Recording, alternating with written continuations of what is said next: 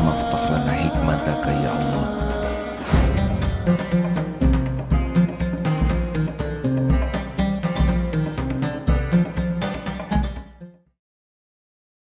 Sanu amala wa huwal azizul ghafur.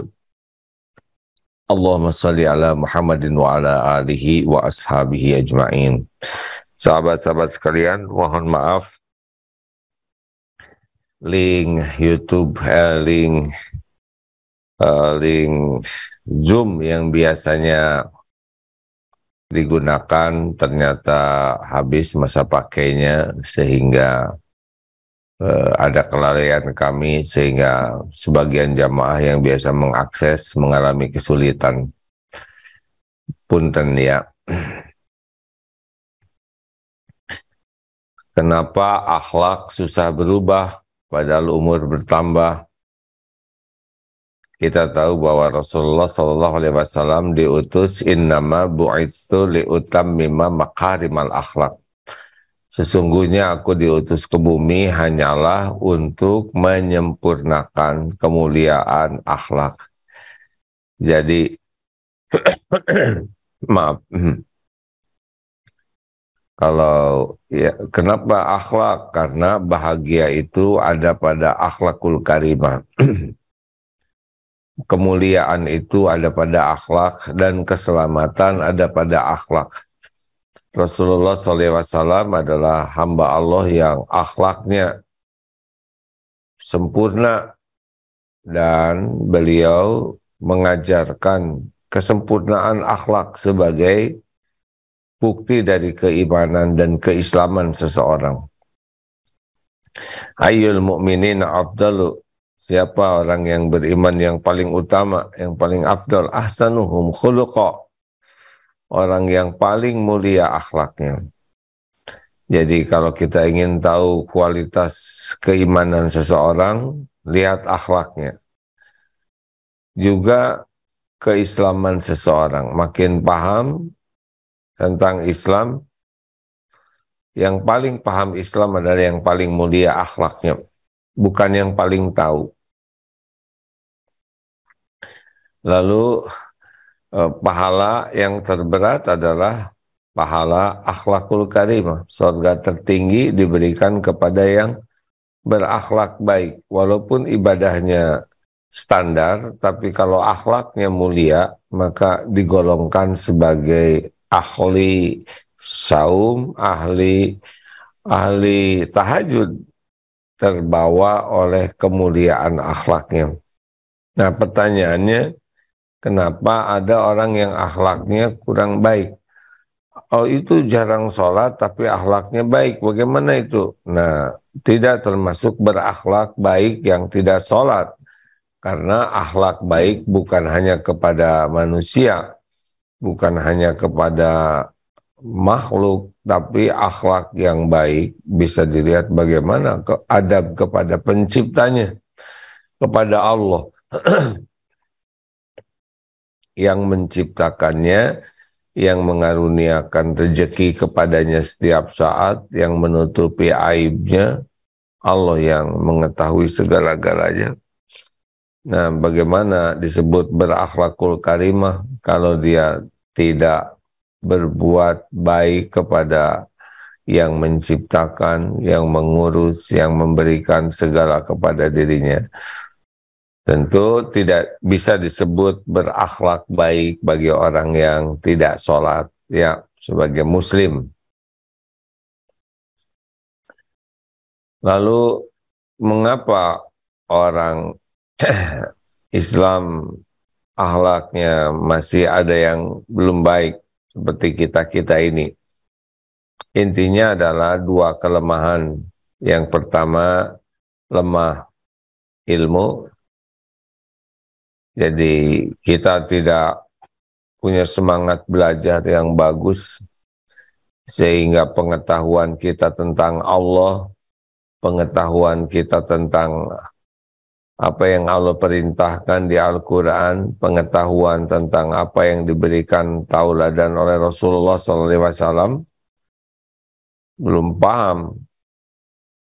sehingga tidak tahu bagaimana keikhlasan, bagaimana tawakal, bagaimana syukur, bagaimana sabar, bagaimana ridho, bagaimana roja harap hanya kepada Allah, bagaimana hidup mulia dengan zuhud.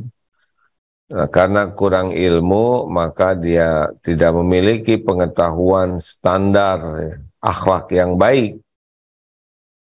Lemah ilmu, kenapa? Karena lemahnya semangat mencari ilmu. Maka kita pahami Rasulullah SAW bersabda, wa may yuridillahu bihi khairan yufaqihu fid din. Barang siapa yang dikehendaki Allah kebaikan baginya, yufaqihu fid din. Allah pahamkan agama.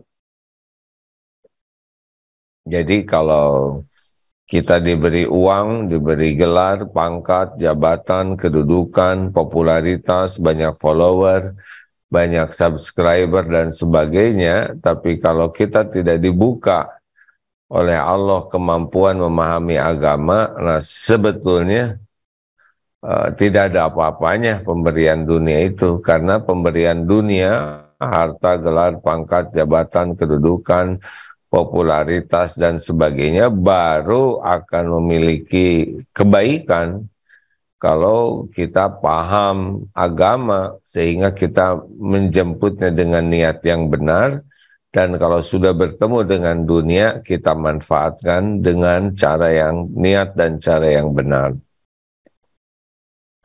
Pendek kata, kalau ada orang yang akhlaknya belum begitu baik, ya berarti dia lemah ilmunya.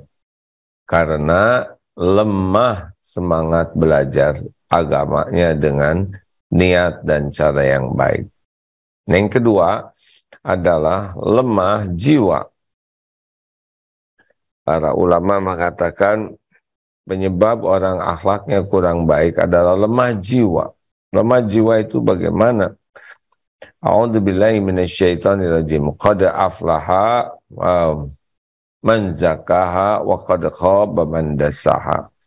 Amat sangat beruntung orang yang mensucikan jiwa itu dan merugi orang yang mengotorinya. Sebelumnya ayat sebelum fa'alhamaha fujuraha wa taqwaha qad aflaha man zakaha wa qad khaba man dassaha. Jadi Allah sudah mengilhamkan di hati kita ini software untuk berbuat buruk dan berbuat baik. Yang beruntung adalah yang mensucikan jiwanya.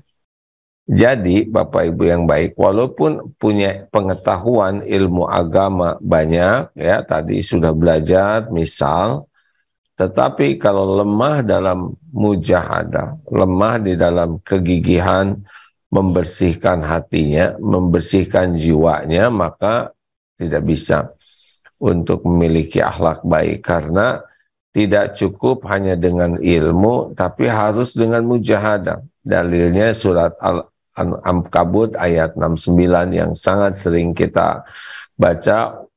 A'udzubillahi minasyaitonirrajim. Walladzina jahadu fina lanahdiyannahum subulana wa innallaha lama'al muhsinin.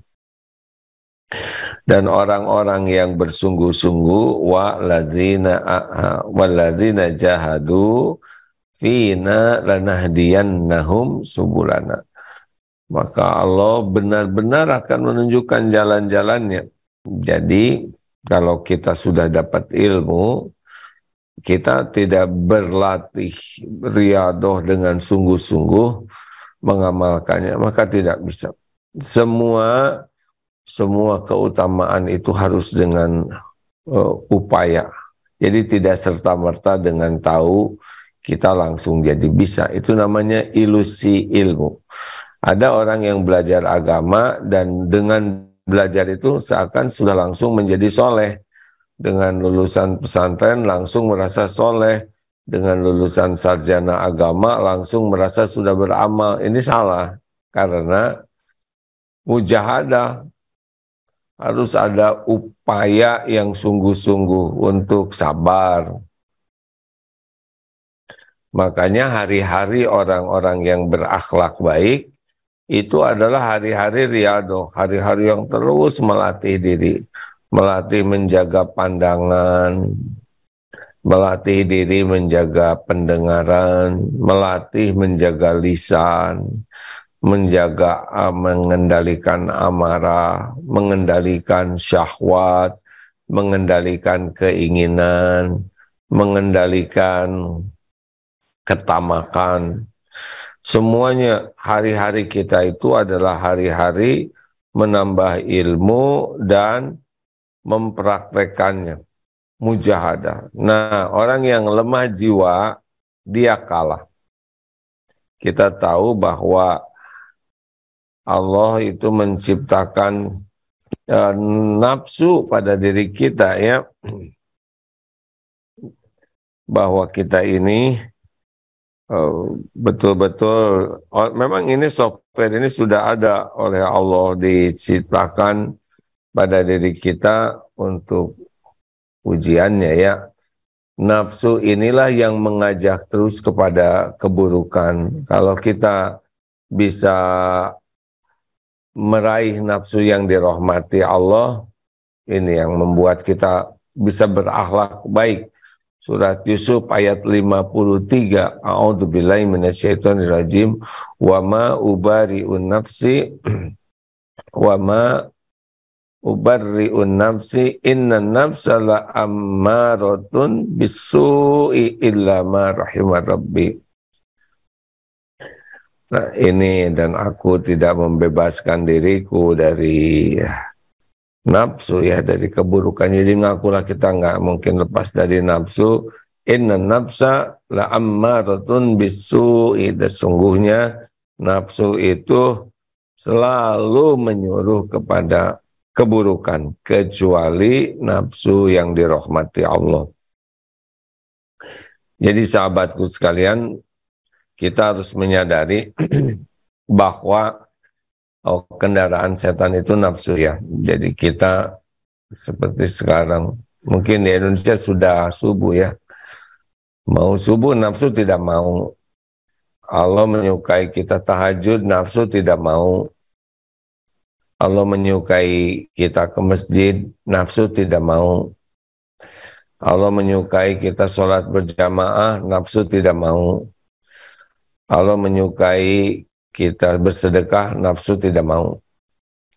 Apapun yang Allah perintahkan, kecenderungan nafsu kita tidak mau melakukannya. Dan setan itu kendaraannya nafsu, membisik-bisiki seakan-akan menguntungkan sesuatu yang sebetulnya merugikan. Seakan-akan indah sesuatu yang jelek. Jadi setan itu menampakkan apa saja yang membuat kita jadi rusak, jadi tergelincir, jadi hina. Nah, inilah yang harus kita sadari, bahwa kekuatan kita bukan pada otot, kekuatan kita bukan pada kuatnya gulat lari, tapi alladzi yamlikun nafsahu 'indal ghadab. Di antaranya itu kemampuan mengendalikan amarah. Ya.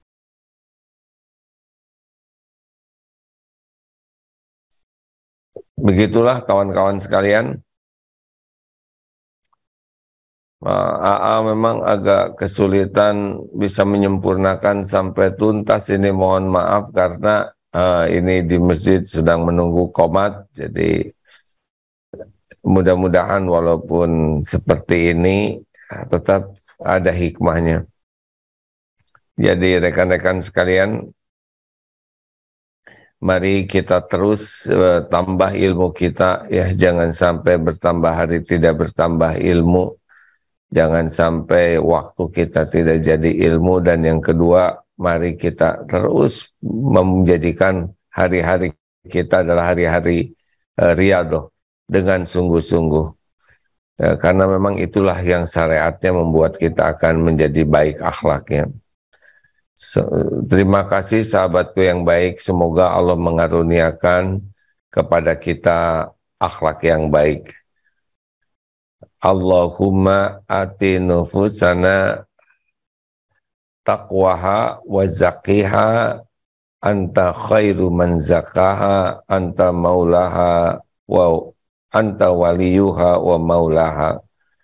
Ya Allah, karuniakan kepada kami jiwa yang takwa, sucikanlah jiwa kami, engkaulah sebaik-baik yang bisa mensucikan jiwa ini. Engkaulah yang menjaga, engkaulah yang memelihara jiwa ini. Itulah doa yang dipanjatkan oleh Rasulullah, hadisnya sahih. Allahumma, kalau untuk diri, Allahumma atin nafsi taqwaha wa zakkiha anta khairu man zakaha anta waliyuha wa maulaha.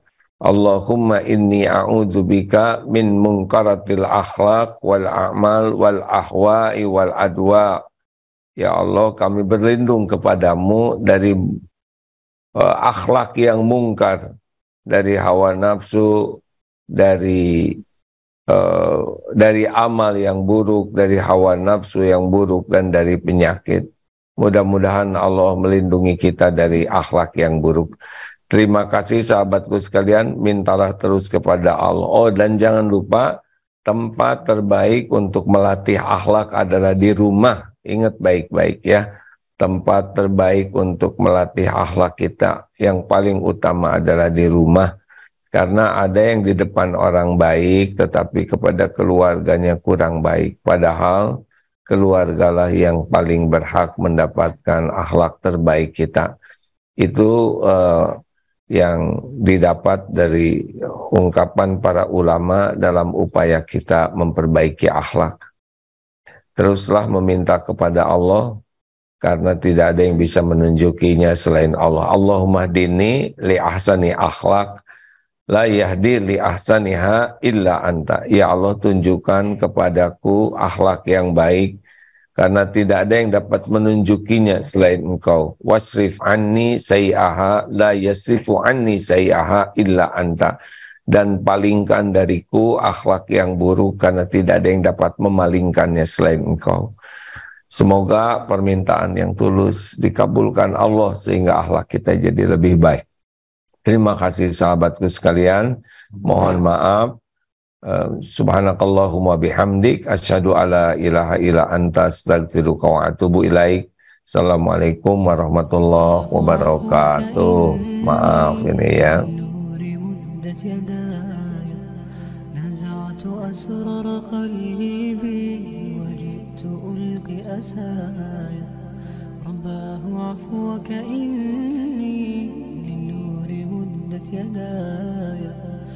نزعت أسرار قلبي وجئت ألقي